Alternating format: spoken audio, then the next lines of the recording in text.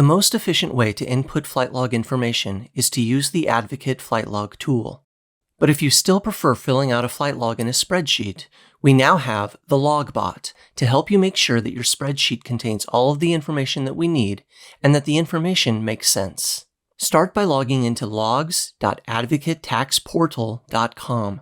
If you have more than one aircraft, you will see a page like this, or if you have a single aircraft, you will see a screen like this.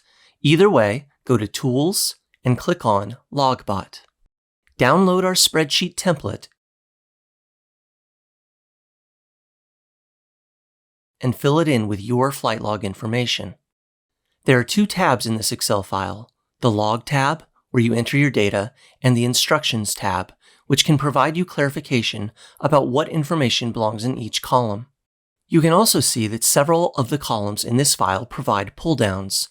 For example, in Flight Purpose, you'll see that the acceptable entries for this include things like business, training, personal entertainment, etc. The other place you see pull-downs is in Activity of the Passenger. After you've entered your flight log info in this file, like I have here, you are going to upload it to the Logbot. The Logbot will then tell you if your spreadsheet is ready to be submitted to your Advocate Tax Advisor, or if the spreadsheet needs fixed in some way. If it needs fixed, you fix it and upload it to the Logbot again for review. I'm going to show you how the Logbot helps fix files. So on this file, I'm going to forget to input a date for one flight, and for another, I'll just put Sunday instead of a date. And here I'm going to enter an airport incorrectly, YYZZ. Here I will just fail to enter any of the flight hours, and here I will forget the flight's purpose. Here I will forget to put the operator on the flight, and here I'm going to misspell John, forgetting the H. Now I need to save the file. It is now time to upload my log to the Logbot for review. Just go back to the Logbot in the Flight Log tool, choose the correct plane, click here to add your file, then press Upload. And then you will get a report in your downloads. The Logbot's report will essentially tell you in which column you have a problem, it will state the kind of data it is expecting, and then it will tell you which of your rows are problematic and what you entered in that row. You can see it had a problem with my date column. It obviously expected a date, but it shows that in row 12 there was a problem because I wrote Sunday instead of a date. The Logbot indicates what I entered in between quotations. So in row 15, where you see quotations next to each other, it is saying that I entered nothing, but it had expected a date. To resolve this, I'm going to simply add the right dates in each row of my spreadsheet. Next, it has a problem in the To column. It was expecting an airport code, but it doesn't recognize YYZZ in row 8. So I changed that to the correct airport in the spreadsheet. Now it shows that I have failed to enter the flight hours in every row. So I will enter those.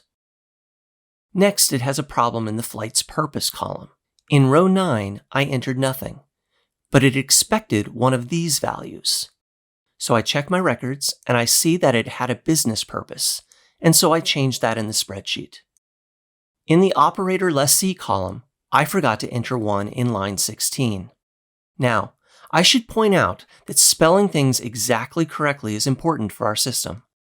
But you can see here, it was expecting one of these operators, so you could always copy the correct one from here and paste it into your spreadsheet. But also, in spreadsheets, it is often easy to get the exact spelling because you can utilize the completion suggestions that Excel pulls from other values already in the spreadsheet. You can see that all I have to do is start typing the operator name, and Excel provides me the suggested data to enter. But let's just say I still type it incorrectly by forgetting the comma before LLC. Now I get to the name of passenger 1. You can see that the Logbot expected one of these names. These are the names we have in our database for people on this operator's manifest. This list might be quite long, but you can scan through it quickly, as it is alphabetized by first name. Make sure the person you want on this flight is on this list. In this case, he is here. I meant to put John Smith with an H, but you can see on row 8, I misspelled his name. John, but without the H, so I can fix that. However, if the person you need to have on this flight does not appear in this list of names, then you will just need to log into the flight log tool and add that passenger to your manifest. It's easy to do, and there's a 1-minute video showing you how to do it. I get to the end, and it tells me to address all of these issues, which I already have, and to upload it again to the logbot. So I need to save the spreadsheet after the revisions. Then I go back to the flight log tool, select the file, and hit upload. Now I get another report in my downloads. I check it and see that I still have a problem. In this case, it is the operator column, and it is because it was expecting one of these values, and I mistyped this one by forgetting the comma. So I will insert the comma in the spreadsheet. I have addressed all the issues, and so I'm going to save the spreadsheet again and upload it to the logbot.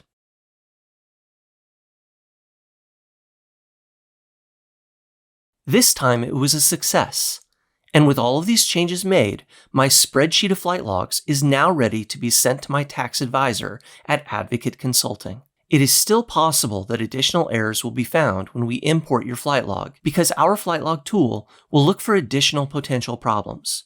But we will follow up with you if any additional issues need to be resolved.